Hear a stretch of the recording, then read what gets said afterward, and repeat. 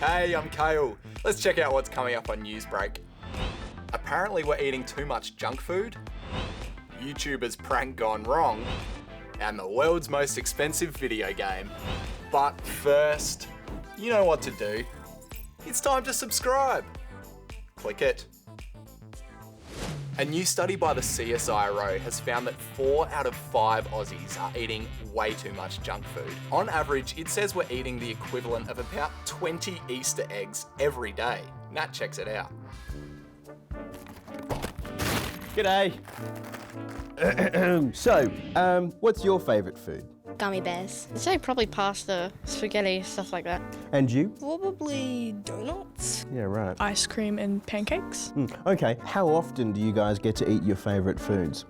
We barely ever have pancakes. Sometimes in the holidays we have it. Oh, I see. Once every 2 weeks, maybe. Probably once every 2 weeks. Once every 2 months. Well, that's not often at all, is it?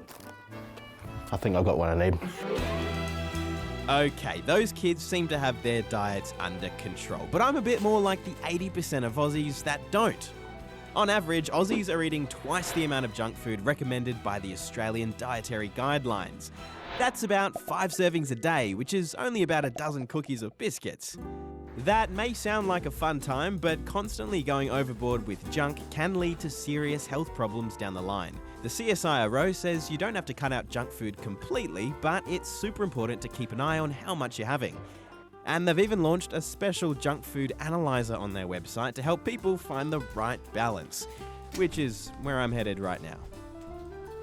NASA's Ingenuity helicopter has survived its first solo sleepover on Mars.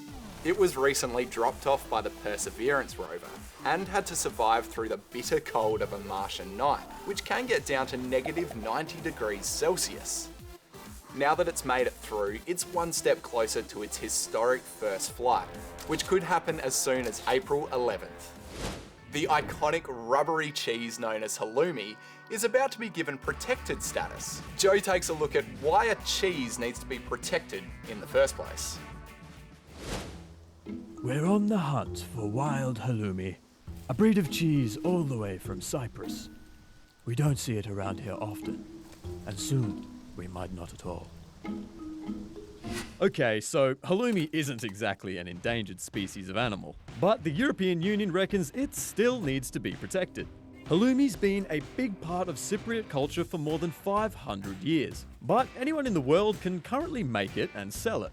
The EU wants to give halloumi PDO, so that only halloumi made in Cyprus can be called halloumi.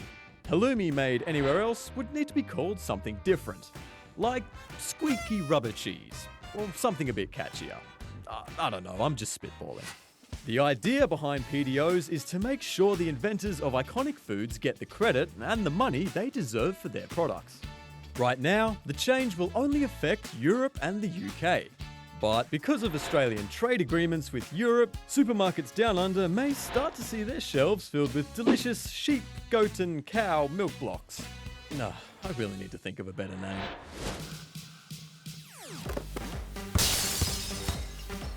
When you make a mistake, you gotta learn to deal with the consequences.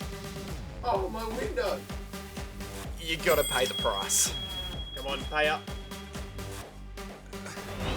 For these YouTubers, the price of a prank was being sent to court and ordered to do 160 hours of community service. Oops. American twins Alex and Alan Stokes faked a bank robbery last year for their channel, but police didn't see the funny side of it, and they were facing up to 5 years in prison. Instead, the pair admitted they were guilty, in exchange for a less serious sentence. Now, what price would you pay for this game? $5? $10? How about nearly $1 million? Yeah, the unopened copy of Super Mario Bros. Just sold for a record-breaking $862,000, taking the record from another copy of Super Mario Bros. The owners said it had just been sitting, forgotten in their desk drawer, so I guess it's time to clean my room out. Finally, the price of overseas travel is 2 weeks in quarantine, and while it might be boring, art director David Marriott has found a way to keep busy. He turned his Brisbane hotel into a Wild West movie set, equipped with a cowboy hat, jacket, and even a noble steed. Anyway, it's time for me and my noble steed to get on out of here. Catch you later, partners!